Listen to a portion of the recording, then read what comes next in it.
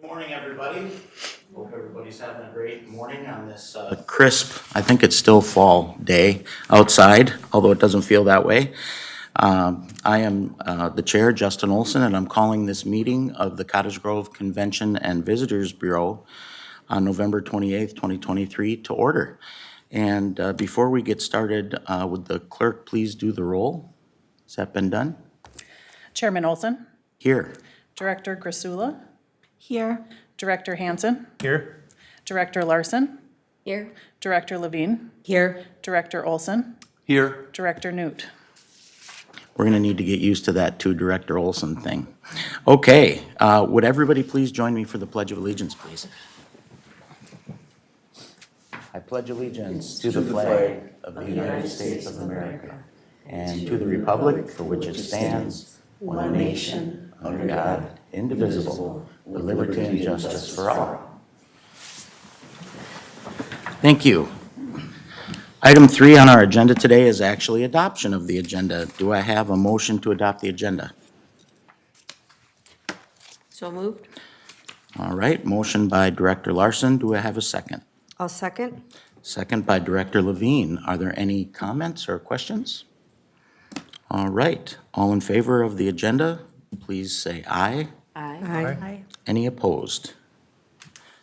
Great. The agenda has been adopted, and now we are moving forward to approval of the minutes from the June 27th, 2023 Convention and Visitors Bureau meeting. And those who were present for that meeting, I would ask for a motion to approve the minutes. Moved. All right, we have a motion by Director Hansen. Do I have a second? Second. A second by Director Larson. All in favor? Aye. Any opposed? All right. So the minutes have been approved. Now we're moving on to item 5, which is our business items for the day. And we have a wonderful presentation to get us started this morning. This is with regard to all of the various holiday events going on in the community. And we have Molly from our Park and Recs Department to present. Good morning, morning. Good morning. Good morning, Take- everyone. Molly Petruzewski with the City of Cottage Grove Parks and Recreation Department. So I have the honor to sit in or direct or lead or liaison to a lot of city events coming up the next few weeks. So we just wanted to share those with you today. The first one, we'll backtrack a little bit, was Hail to the Bird was held last Thursday at Hamlet Park on Thanksgiving morning. It's estimated about 800 people participated in that race. All of the proceeds kind of kick off our holiday train fundraising to serve the Friends in Need food shelf. So hopefully they'll be presenting us that check this weekend at Fill a Fire Truck, and then it goes through the holiday train committee to the Friends in Need. So it was a great race, tons of people. It was a little cold to get started, but we were definitely warm and sweaty by the end for sure. So a great annual race, just started by local people who live here. Nothing crazy, just a flat out run, walk, stroll the morning of Thanksgiving. So keep that in mind for next year, start a new family tradition. Also started this week is the Holiday Lights Home Tour. You may have seen it posted as of yesterday that the map is up and ready. You still have plenty of time to add either your own house, your neighbor's houses, the family's houses here in Cottage Grove, that then create a map. All of the maps start here at City Hall with our big tree and chair outside, which is ready to go, and then kind of lead you through the town looking at Christmas lights. So if your house is not already registered and you guys have some lights put up this year, we encourage you to enter your address on the city's website. It is then be regenerated into the map for the next couple weeks. Still, we'll be updating that. It's another great family tradition, kind of a Friday night thing. Make some cocoa, get in the car, and take the kids out for a cheap date night. Tomorrow, we really kick things off in a crazy way here in town. We have our hometown holiday event held here, right here at City Hall. The event is 5 to 7 p.m. There'll be plenty of parking at the Hero Center and the Washington County Service Building. So come for a great night. Santa and Mrs. Claus, as you can see, will be in the chair for photo opportunities. We will have live reindeer out back here. Plenty of kids' games and activities to do. There are food trucks, the Park High School Choir.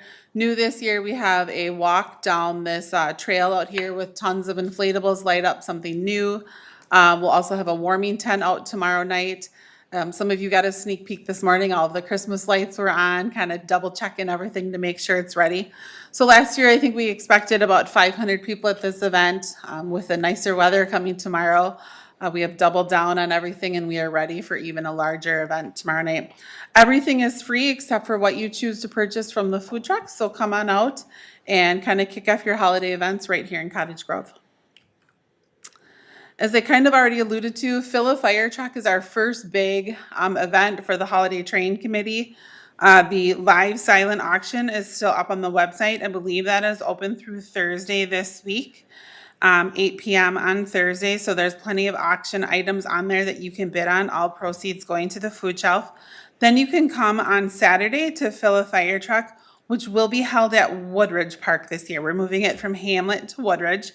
10 to noon, Santa and Mrs. Claus will be there to accept all paper product donations. So at this event, we are not accepting any food donations for the food shelf. So it's all paper towel, toilet paper, and then we do have a security cash box on hand.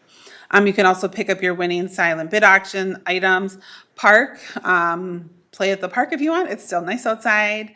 We'll have plenty of fire trucks there. So our goal is to collect as many paper products for the food shelf as we can. And then it's also a nice opportunity for people to come out and see Santa and Mrs. Claus in the fire trucks as well. The River Oaks Santa Breakfast is December 10th. That is a Sunday. This event is already filled up, but I just wanted to briefly mention it. Keep it in your back pocket for next year. It is a great breakfast down at River Oaks with sleigh ride through the course, but tickets are all sold out for this, so we'll keep moving. But it's still on our radar as a great event here in Cottage Grove. Later that night, the CPKC Holiday Train will arrive in Cottage Grove for its 20th year. This event I've been a part of for a long time. It gets bigger and better every year. So this year is our 20th year. So the brightly lit train arrives at 5 o'clock. Because it is a Sunday this year, the road will close at 2:30 and events start at 3 p.m., giving people more time to kind of come out. There's not that after school, after work rush this year. We'll have some activities, entertainment, lots of food trucks, and then kind of get yourself ready. You want to be definitely in spot for that train to arrive at 5. It does take about 15 minutes for everything to get set up, and then the show is about a half hour. There will also be wagon rides for this event from the park and ride all the way down to the event, which is closer in front of Youth Service Bureau. I think we're all over the place, but typically I'd say like 9,000 to 10,000 people each year. Considering if the weather stays fair and it's on a Sunday, we could have another record year for this event. The goal for the Holiday Train Committee still remains at $100,000. We are pretty much the largest donation part of the food shelf each year. The food shelf relies on our cash donation a ton. So it's a great opportunity to support our community and for your family to come out. There will be people that night collecting cash in buckets. They do return that to a secure location. So if you want to make an online donation before you can, if you want to drop cash the night of, you can come out this weekend. It all filters its way back to the food shelf through the holiday train. The last thing I want to remind people is that Park and Rec, we are busy all winter. There's lots of opportunities to get outside. Remember that our parks are open. Woodridge is a great spot with a solid surface playground. Parks Department does a great job maintaining our trails. As soon as it snows, we try to get out there. We do not salt trails in Cottage Grove, but we do plow them to the best of our abilities. So allowing people to stay outside and stay active this winter. Warming houses. As much as we're excited about this nice weather, warming houses are kind of trending like they may take a little bit of a hit already this year. Our goal is to always open them the day after Christmas, kind of weather dependent. If we get snow but not cold weather, some of them we may open so that they're accessible for sledding hills.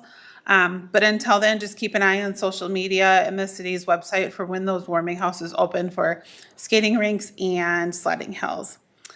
Cross-country skiing is going to be, the trails will be groomed again at River Oaks this winter, so keep that in mind as a fun activity. If your family has cross-country skis, you can get out and use those groomed trails at River Oaks. And snowshoes, again, we reutilize our kayak rental system and kind of modify the inside, and we rent snowshoes out in the winter. We are still finalizing some plans as to where those snowshoes are going to be. We thought Oakwood was nice last year, but Oakwood seems like pretty hilly terrain, may have been more of like a little advanced for families who just want to get out and enjoy it. So we're looking for a park with maybe broader flat landscape this year. So still working on that, which will definitely get out on social media, but lots of activities. Again, I just want to mention the Cottage Grove Ice Arena is really busy. Park hockey is starting this week home. Girls hockey is home this week. And Eastridge has their first home game tomorrow. So the ice rink is busy 7 days a week. There's people on the ice by 6 a.m. every morning, this morning when I got there. So, and they're there on the ice when I go to bed at night. So if you're looking for something to do, always check that out. Plenty of public skate, cosmic skate, open hockey too. So if you have any questions, I can definitely answer them. Otherwise, we look forward to celebrating the holidays here in Cottage Grove. Well, thank you, Molly. Just a couple of things going Yes. on. Yeah, not a whole lot. No. Yeah. I really do appreciate the update, and I know that you and your team have been exceptionally busy preparing, especially for tomorrow night's hometown holiday celebration. And that starts at 5, is that right? 5 to 7 p.m. tomorrow night. Okay, perfect. I certainly plan on being here, and I've had the opportunity to speak with Santa and Sparkles the Elf, and I know they're very excited as well. So it should be a really fun night. Any questions for Molly from anybody on the board? None? Okay, well, thanks very much. I do want to mention for folks who may not be aware that, as Molly mentioned, the Holiday Train is the #1 fundraising opportunity for our friends down at the Friends in Need Food Shelf. And this is the last year that Michelle Raggeth will be the director of the food shelf. She has put in 25 very, very great years, and she's worked really hard. We had a little ceremony for her last night just to thank her, and I know that she would love nothing more than to retire, quote unquote retire. I'm guessing she'll never retire. That lady's got more energy than my kids. But I know she'd love to retire with a really, really nice fundraising year this year. And you mentioned the goal's $100,000. We've been able to beat that as a community pretty handily over the course of the last few years. So if you haven't had a chance to look at the silent auction items yet, you can do that. Those are online. There's a lot of really neat stuff in there, including a home visit from Santa and Sparkles the Elf, if you'd like that for your family. And she's really excited to see a great turnout. A Sunday night, 5 o'clock on the 10th. Weather's supposed to be fairly decent. I think it's going to be just massive this year. So let's raise a bunch of money for Friends in Need. Did you have anything else for us? I don't. Okay, well, thank you so much. Much appreciated. Great update, and thank you and your team for all the hard work. Absolutely. And now we will move on to item 5.2 under business items, which is the 2023 Food Truck Festival recap. And we have Jamie Mann to present that to us. Hi, Jamie. Hi, thank you, Chairman Olson, members of the board. I'm going to give you a quick recap on our Food Truck Festival this year. It was our inaugural year. We've never done it before, and it was a fantastic event. Nothing but great feedback. I do have a quick video to play for you. Isaac Pavick, he's one of our public works workers. He was at the event. He does photography on the side, and he was able to bring his drone out so I can show you the kind of the scope of the event with this drone footage that he shot for us. And I'm just going to kind of talk through it as we're seeing the video. It's just a quick video, but we had 23 food trucks in attendance. One family was there with a cornhole tournament. We had our recreation department that hosted some bounce houses for the kids, the Strawberry Fest ambassadors, had some carnival games that they were putting on. We had 2 bands that played over the duration of the event. The Lions Club provided alcohol sales during the event, and so Washco Cares sold wristbands for alcohol sales. The feedback we've gotten from all of our food trucks was that they loved the event. Everybody who sent feedback pretty much told us that they'd like to attend next year as well. They want to know when our date is. The volunteer groups that we had working with us all loved the event as well. They want to participate again next year. So overall, it was a great success. We're estimating between 4,000 and 5,000 people that attended. I can tell you the lines at the food trucks were very long. Some of them didn't seem to end through the whole 7 hours of the event. So it was a great event. We're looking forward to doing it next year. And I will give you a save the date for the event next year. We're doing it September 14th. It's a Saturday. I'm not sure if we'll adjust times. We have learned a few things from hosting this first event. So when our committee starts to meet for next year's event, we will kind of put into place some of those things that we are going to look at changing. But overall, it was a successful event, and I would be happy to stand for any questions. Thank you, Jamie. Any questions from the board at all?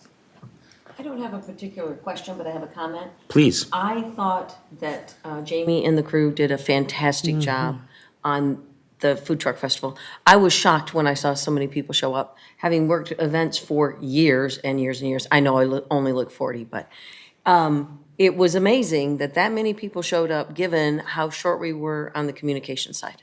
So kudos to Jamie, the community, and everyone who helped spread the word. Absolutely, and I'll second that. I know Jamie sort of picked up the ball at halftime, so to speak. She wasn't even involved, to a large degree in the initial planning phase, but when we had some staff changes, she was very, very gracious in taking this on because it wasn't a small project, and it was a phenomenal event. I've heard nothing but great feedback. Anybody else? Any comments or questions? I'll piggyback on that. The comments I'm hearing from the public was wonderful. They like the time of year. It's not Halloween, kids are back to school. So that time of year of mid-September, obviously with weather's most likely favorable. But everyone that I've talked to in the community enjoyed their time, or they're spreading the word to others that missed, that this is a thing to be at. Did hear some feedback that the lines were long. That's okay. That means, the trucks are happy as well. And you want those trucks to be happy from a profitability side. And the free entry, I think, is very important. I think we should keep that in mind in the future, that there were some comments that the free entry nowadays for family events is nice. So thank you. Thank you, Director Olson. I will also say, we had a larger goal for food trucks. We're hoping that since we now have comparison information to be able to share with food trucks about participation and attendance, that we'll be able to attract more food trucks. So the lines maybe are a little shorter for next year, and people maybe have some more options for. Right, and it does look vendors. like square footage wise in your asphalt, there is some room for 5 to 8 more trucks. Absolutely, Yeah. yes. Anyone else with questions or comments for Jamie? I have a couple more myself. One of the things we learned, to your point about the food trucks, is because there are so many of these food truck festivals during the course of the summer months, it sounds like they tend to hedge their bets, and they might sign up for 1, 2, 3 events on the same date, and then as the date gets closer, they try to figure out which one is going to be the most profitable. And so we actually had a couple of trucks, if I remember correctly, that backed out on us on the last minute. And now that we know that that's a thing, we can plan differently and accordingly for that. But I agree, a few more trucks out there would be a lot of fun. The second thing that I'll say, Director Olson and I both belong to the Cottage Grove Lions Club, and our club was just incredibly impressed with the organization, with the traffic. We had a really good day in terms of just talking to people and having the opportunity to serve. We actually still owe the CVB a check for that, which we will be taking care of here shortly. But our chair of that event, right after the event at our next meeting, said that she absolutely wants to chair this again because she had so much fun. And, they're already putting their heads together with regard to, ways that we can enhance our presence as a Lions Club, as I'm sure many of the other nonprofit groups are going to do. And the last comment I had is with regard to the music, because there was free music for people. We had a couple of different folks come in and provide some live music. And I suspect that, again, now that we have a date, we can start planning ahead for that and trying to figure out what might be the most attractive. But just all in all, what a great day it was. It was so fun. I really enjoyed it. I know a lot of the public really enjoyed it. And I think it was a good way to put our Convention and Visitors Bureau on the map, so to speak. So thank you for that. Any other questions for Jamie? All right, perfect. Well, thank you so much for that, Jamie, and I think you're going to stay at the podium because item 5.3 is our 2023 Q2 and Q3 lodging tax and other revenue. And I believe we have a document here on the desk that, kind of explains what you're going to talk about, but take it away. Yep, the budget in front of you is actually for the next section. Okay. But I'm happy to report, Chairman Olson, that we had great numbers for quarter two and quarter three for our lodging tax and other revenue. So as you can see in front of you, quarter two, we came in at just over $19,000 for lodging tax revenue. We do have other revenue in there as well, which is all food truck festival related on the revenue line, or on the other revenue line, putting us at 9.6% over our budget projections for revenue for quarter two. Quarter three was even better. You can see our lodging tax revenue came in at $22,000. The other revenue line includes a $14,000 grant that we had been awarded from Explore Minnesota previously. That got paid out to us in August because all of our marketing activities had taken place and we submitted for payment. So that $14,000 was paid out in August. The rest under the other revenue line is food truck festival revenue, either sponsorships or food trucks paying their entry fee, bringing our total revenue for quarter three to just over $40,000, and that puts us at 24% over our projected quarter three revenue. So year to date, we are 6.7% over our projected revenue. As you can see on the last line where the total is, we are just over $10,000 away from hitting our full year projected revenue. And with that, I'd be happy to stand for any questions. Well, thank you. That sounds like a good number. I like that. Any questions or comments on that item for Jamie? Okay, great. Well, thank you again for all of your help and your guidance and elbow grease in terms of generating that kind of revenue. It doesn't happen by accident. It takes a lot of work. So we definitely appreciate everything that you and the rest of the staff have done to help us achieve that goal. And I think, as we talk about what we want to do with that revenue, there's going to be some really great ideas coming forth. It's a lot easier to have great ideas when you can actually pay for them. So thank you again. And we will move on to 5.4, which puts Jamie at the podium one more time. And this is our 2024 budget approval. Thank you, Chairman Dennis. Now, in front of you is a large budget document, so you can kind of follow along as I'm talking through some of the budget items, but I'll kind of have the overview on the screen for you as well. So when looking at our revenue, we're basically using kind of 2023 as a guide for projecting 2024. Most of this was in front of the board that was here at the June meeting when we did our preliminary budget with you. Our lodging tax projections, so previously we've done a 60% occupancy rate for our lodging tax revenue. And we are trending about 65% on average the past couple of years for lodging tax. So we wanted to bump up from 60 because we feel we were a little bit low on our projections for lodging tax. So this year, or for 24, we're basing our occupancy rate on a 63% occupancy, which brings us to just over $6,000 a month in revenue from lodging tax. Now, obviously that fluctuates from month to month. February is a little slower, July is a little busier, but over the course of the year, that would equal out to just over $72,000 for lodging tax projections.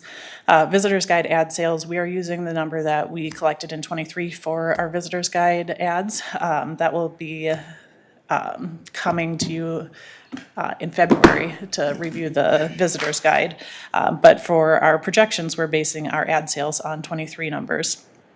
ARPA funds, that's something new that we're showing you on the budget, although it's kind of lived on the backside of the budget for the past couple of years.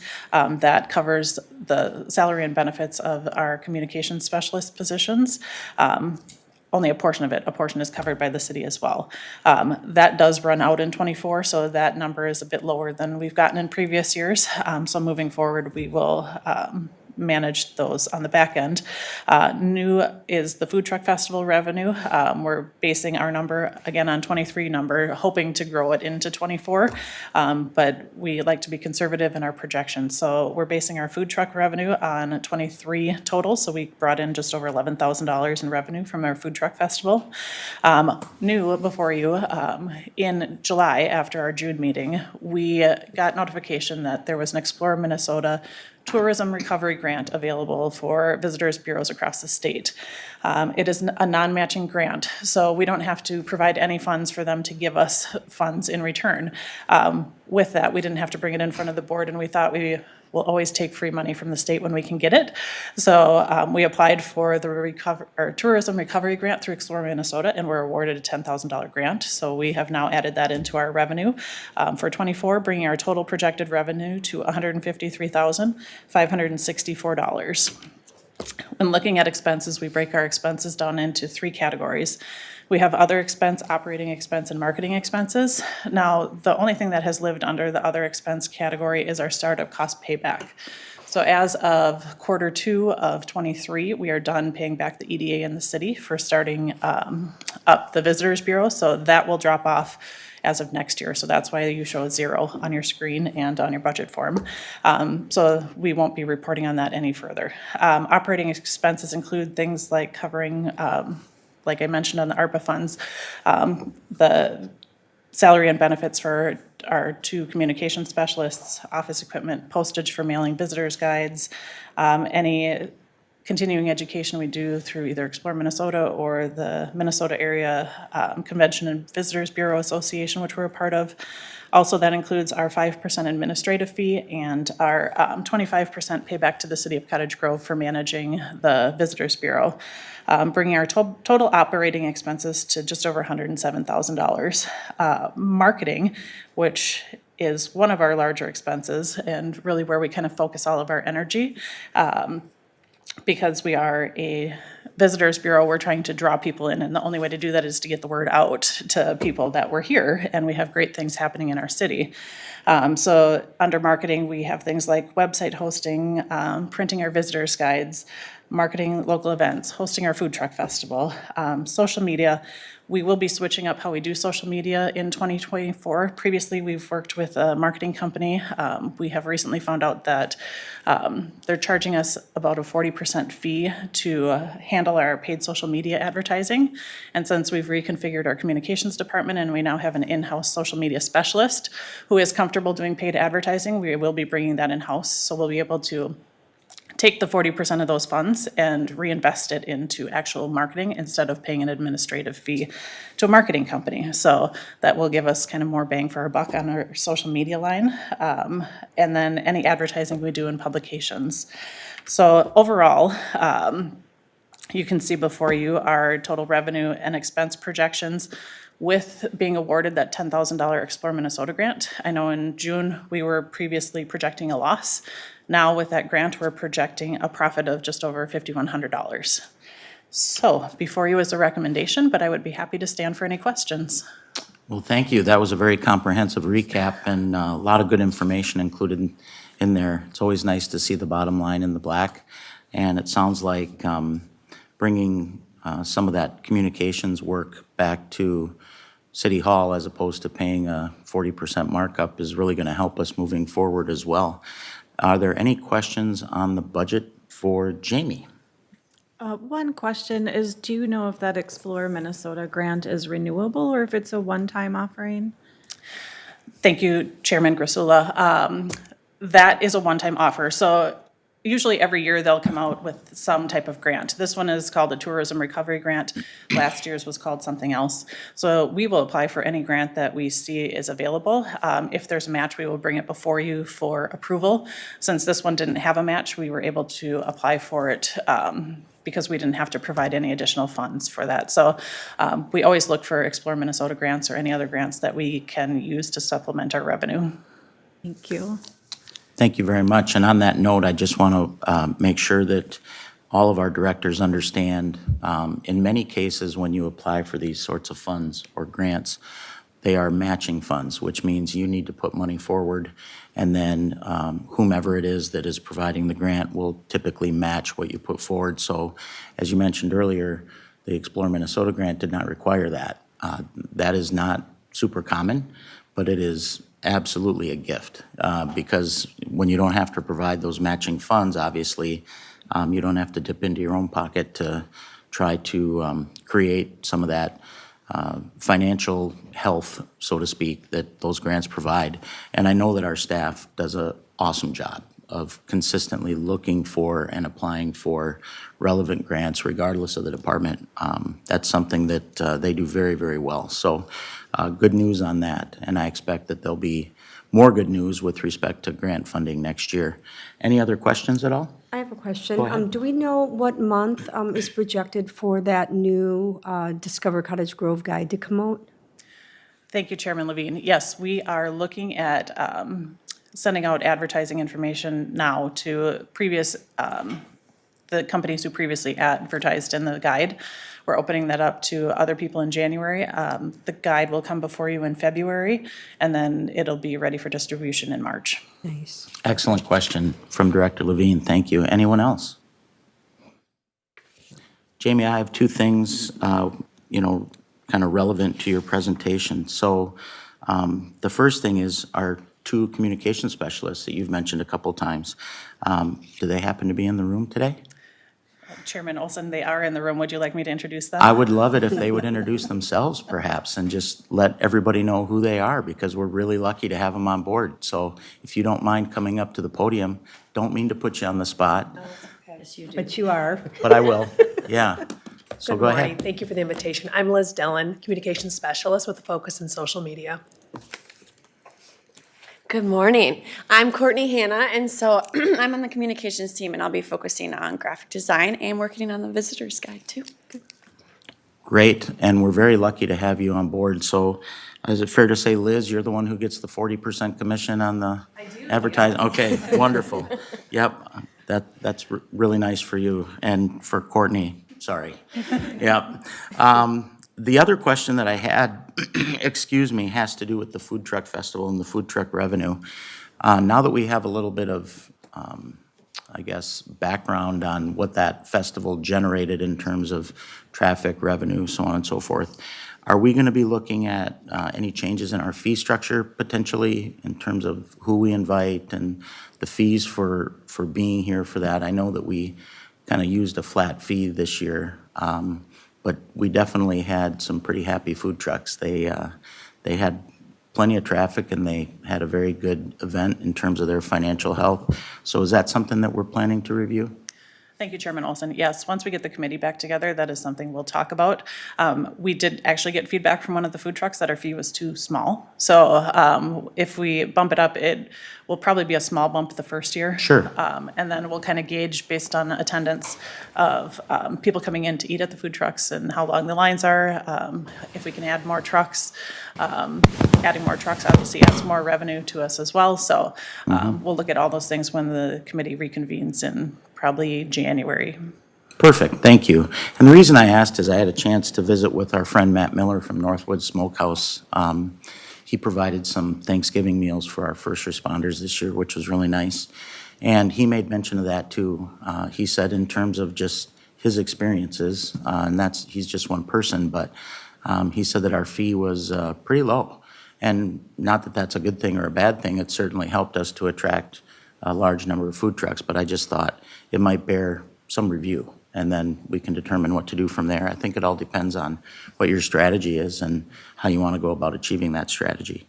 Any other questions for Jamie at all? Okay, I think we're going to let you sit down now. So thank you so much for all of the various updates. And we are moving on to 5.5 under business items, which is the Dowdle Commissioned Art Program. And Director I'm sorry, you need a vote, don't you? My fault, my fault, thank you.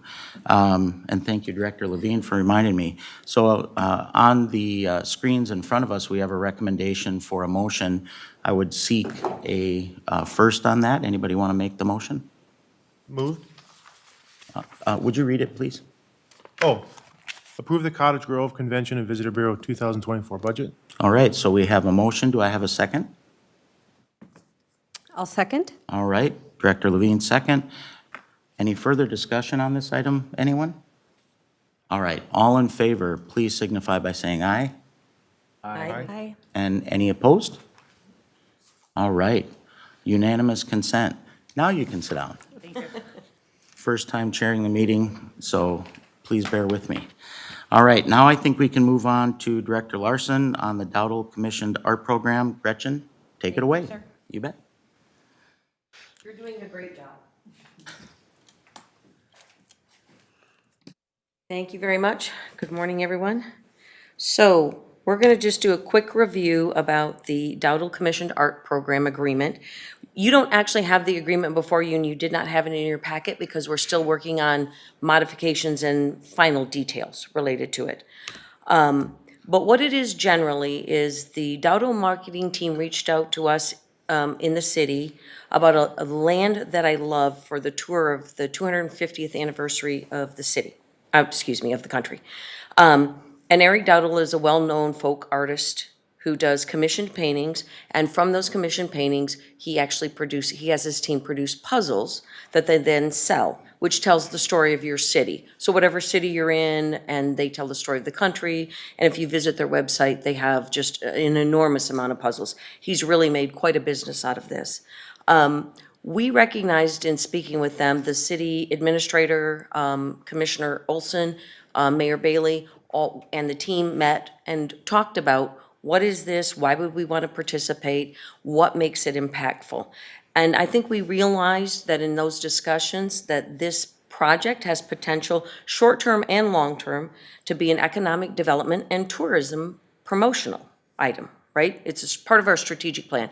The strategic plan is you're in the CVB, you want to grow, you want people to know, you want people to come visit, you want people to come stay, and then you want them to go home, because that's the best kind of money. So in exploring that, and after the meeting with Chairman Olson and Mayor Bailey, it was determined that we should just encourage the Economic Development Authority to continue to move this project forward. So that's what we're doing here today, is talking with you about it, about the impacts of tourism. So costs for the projects. The CVB is not paying those costs. However, the EDA would be if they agree to it and then the city confirms it. The total cost for the project is $150,000, and this is on the screen to help also inform the public and people watching. The original commission is $75,000 for the actual painting that Eric does.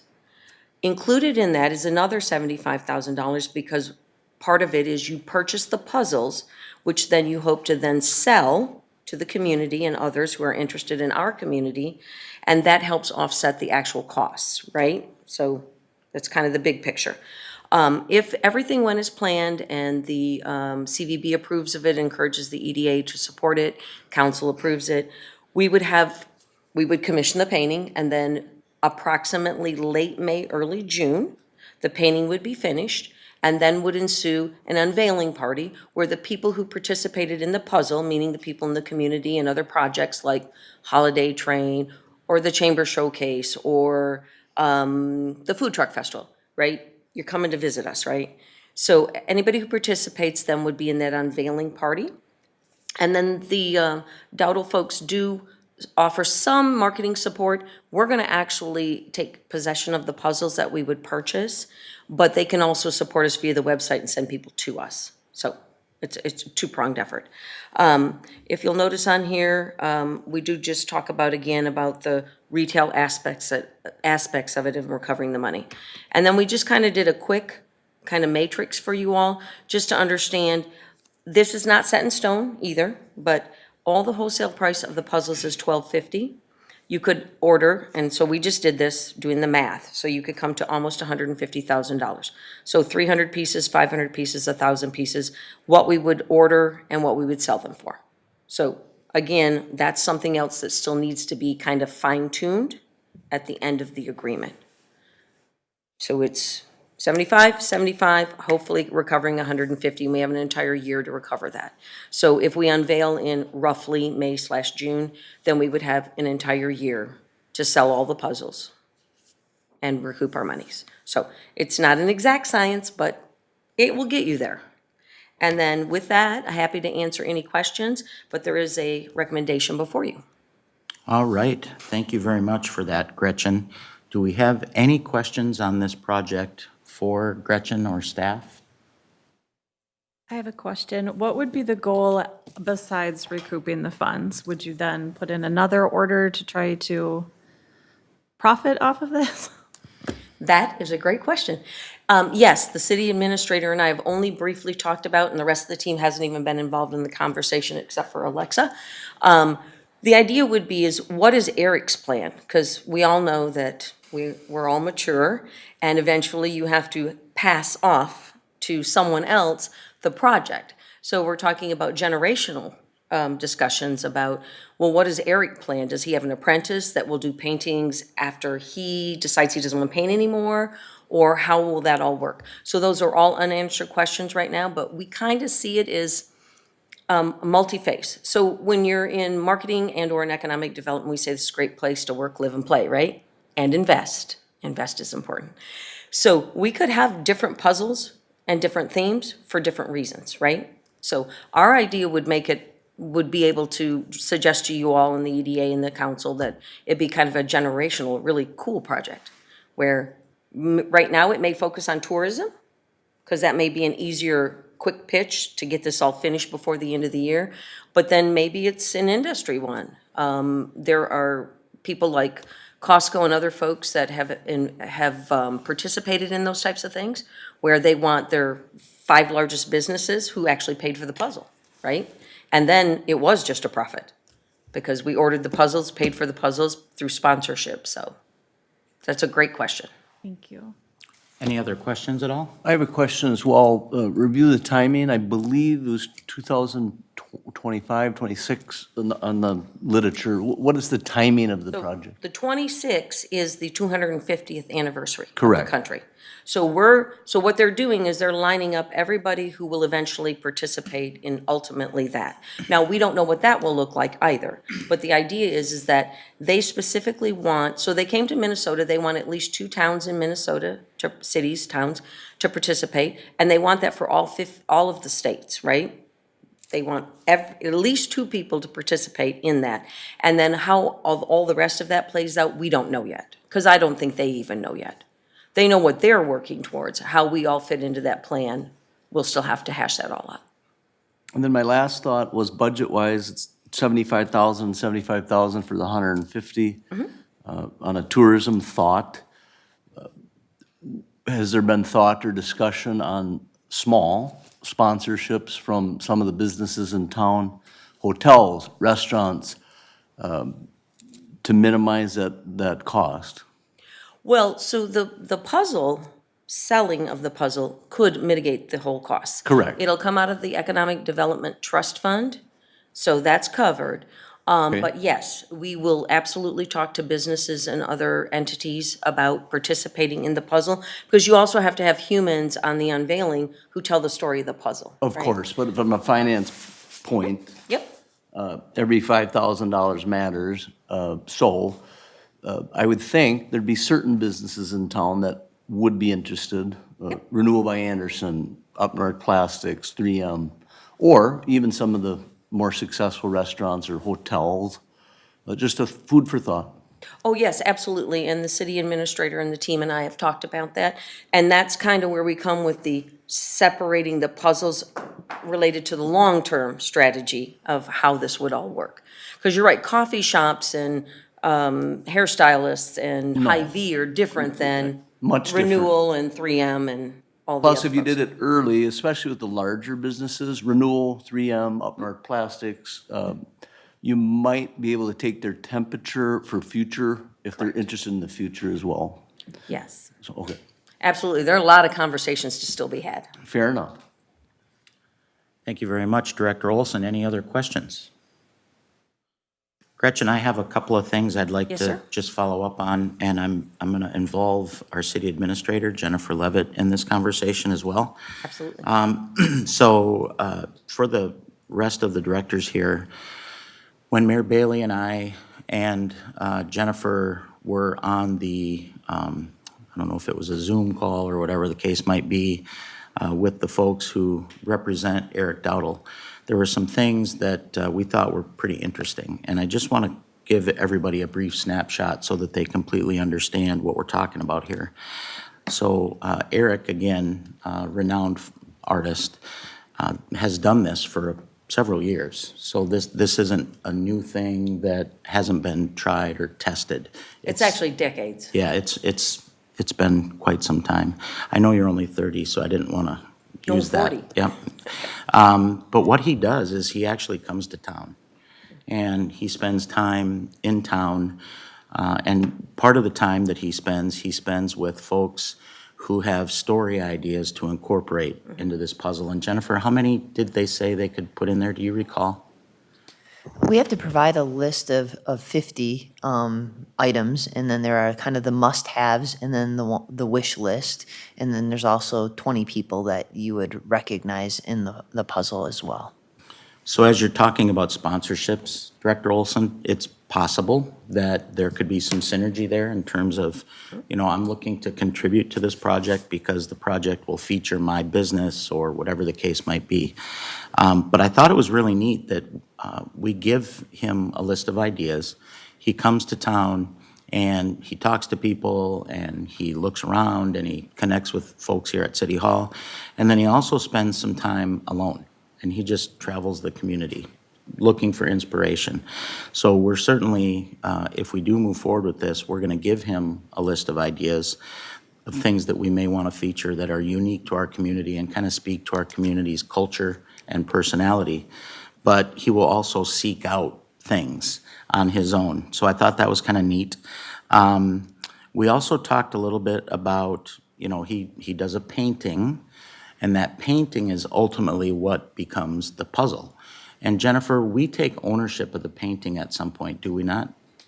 Yes, Mr. Chair, members of the board, yes, at the unveiling event, he would bring the actual commissioned painting, and it's revealed at that time.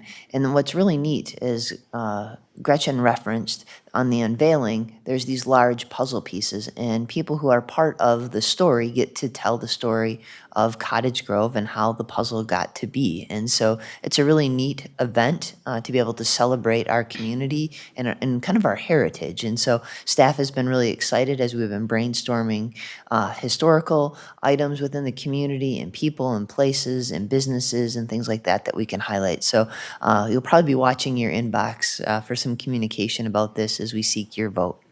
Right. And I appreciate that you brought that forward about the big puzzle pieces. I had forgotten that part. But the fact of the matter is, we have a great story to tell as a community. And this is just another way to tell our story. And once that painting is completed, he then formulates that into the puzzles, and we take ownership of the puzzles, and then we can, feature those at events like Strawberry Fest or the Food Truck Festival or whatever the case might be. And from what they told us on the call, and again, Jennifer, I'm going to ask you, is at that unveiling, they tend to sell a boatload of puzzles, right? Well, Mr. Chair, that is our hope, that is the case. And so staff will also be working on a very detailed marketing plan as well, because as you indicated, that we have to identify how many puzzles, the quantities, and what count. And so we need to be really strategic in how we do that and really develop a key marketing strategy. So the people sitting in the audience are the ones that are going to be developing that plan. So you'll probably be hearing more from them in the coming meetings. So thank you. Thank you. And then the last thing I want to mention, Eric, in response to your question about funding. As we discussed this a little bit after the Zoom, and as Gretchen said, we're just the tip of the iceberg here. We have not taken a deep dive yet, but it was suggested that this would be paid for out of the Economic Development Authority or the EDA's trust fund. Jennifer, will you explain for everybody the difference between the EDA trust and then just the EDA funding, please? Yes, the EDA trust fund is actually generates revenue from a local business that contributes money into it. So there's now taxpayer dollars associated with that fund. So the nice thing too with the EDA trust is it's has an easier mechanism to allow expenditures to flow out and revenue to flow back in. So in the selling of the puzzles, that's the best mechanism for us to have the financial expenditure and then have the revenue return come back into that fund for the city. So that's the best way to do it. And also, just to stress, there is no taxpayer dollars associated with that EDA trust. Yeah, the EDA trust is funded annually through gifts, and we receive generous gifts from at least one local business each year to help support our economic development activities. And that EDA trust fund, as Jennifer said, does not contain any taxpayer dollars.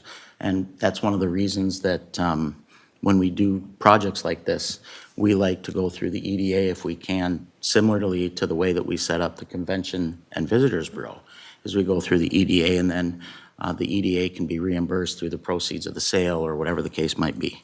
So thank you for the explanations. And with that, I'll ask if there are any other questions. I just have one quick question, just because I'm curious. Do we know what the other city in Minnesota is that they're looking, no idea? Perhaps, yep. Okay. Yep. Okay. Yeah, we can't let that cat out of the bag, unfortunately, because Well, they're still negotiating. Yeah, they're so negotiating, You right. can just guess it's somebody larger than us. Thank you. And we'll leave it at that. So, anyone else? Yeah, I have a question. Go ahead. Do we know if there's going to be, for people who don't want the actual puzzle itself, to have an opportunity to purchase the print, reprint in the future? Mr. Chair, members of the commission, the nice thing is we get the rights to the actual print itself. So if you wanted to make T-shirts, if you wanted to buy a replica of that, we could provide those options in the future as well. And so I kind of get excited because, we have city banners around town. Maybe it's something like that we could incorporate into it, or it could be a mural, it could be a mural wall. There's a lot of different options, so we're really excited that we get the ownership of it. They just have to approve the use of it to ensure that it follows the proper integrity of the actual original print itself. Which is really kind of a neat opportunity that we don't typically get. When we finished with the Zoom meeting, one of the questions I asked was, to Jennifer's point, do we want to perhaps use this as a mural? And my understanding is you can actually take that painting and you can print it on a really large surface of some sort.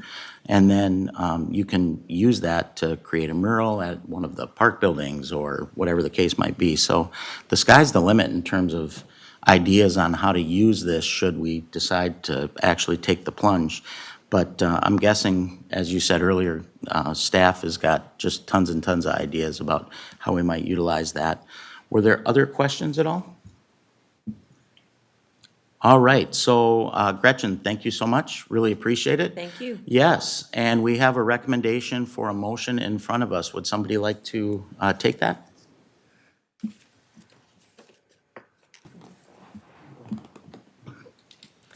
Do you want me to read it? Go ahead, please read it. So I'd like to make a motion to support the project by encouraging the Economic Development Authority to pursue it for consideration and approval as both an economic development and a tourism strategic initiative.